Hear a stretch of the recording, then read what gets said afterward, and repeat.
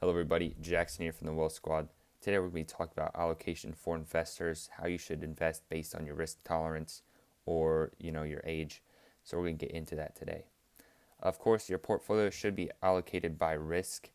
You should have more risk when you're younger, less when you're older, but not by too much, right? You don't want to have a crazy amount of bonds when you're 20, and you don't want to be yellowing into random cryptos when you're 80. You want to have a fair balance. So the old rule is actually your age, whatever that is, should be invested in bonds. So let's say you're 30% of your portfolio should be in bonds, the rest in stocks. Today I'm going to be talking about why that's kind of irrelevant now. So the economic conditions currently, where inflation's at 5%, is not when this is not the same as when the rule was originally in place. It's not a rule, but it's just like a general thing to keep in mind. It's completely different than what it was back then. Let's check the performance of bonds for the past 10 years using ticker symbol TLT, which tracks 20 plus year treasury bonds, and SPY, which is the SP 500. So I did that earlier, and you can see for the past 10 years, TLT has returned an average of 4.7 a year, 4.7%. Or 67.9% for the last 10 years, while the S&P 500 has returned 368.6% or 16.7% on average per year, and that's including dividends for both of them. So that's a huge difference. And if Treasury bonds grew an average of less than 5% a year, and inflation's at 5% a year, don't you think you should get out of bonds?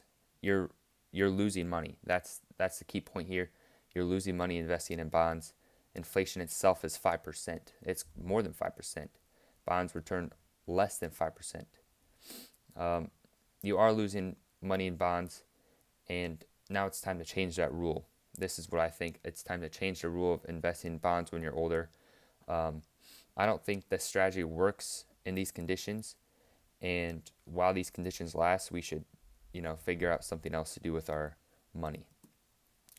So what do I think this rule looks like? I think having a majority of your wealth in the SP 500, and then of course, flattening the curve, or not flattening the curve, but if it's 100%, decrease it every couple years.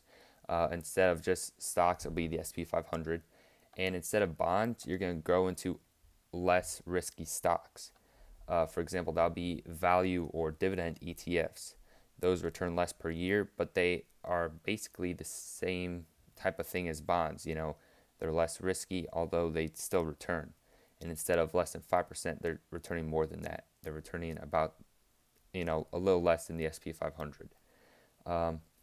Do that, or with actual stocks, diversifying with a large bunch of blue chip stocks.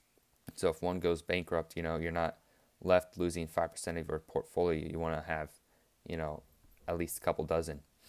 Or that, and moving into the Dow, because the Dow is less risky, as 30 stocks instead of 500, but the 30 stocks is kind of, the standard for investing. Everyone looks at the Dow instead of S&P 500, and the Dow has been around longer as well, and it has returned less, so that does kind of mean it's less risky. Anyways, just know that the narrative is changing. Bonds are becoming irrelevant in terms of performance. So if you do want to beat the average, or if you're nearing retirement or growing, if you're in your 40s or 50s, you should start saving for retirement, if not right now, right? But you should look into this, think about putting more into stocks, less into bonds. This will help, of course, grow your wealth over time. So that's really the video, just talking about how bonds are becoming irrelevant, and instead of putting your money into bonds out of stocks, put your money into safer stocks instead of the same stocks you're holding on to now. That's the video, guys. Thank you for watching, and subscribe to see our next video every Monday, Wednesday, and Friday. Thanks.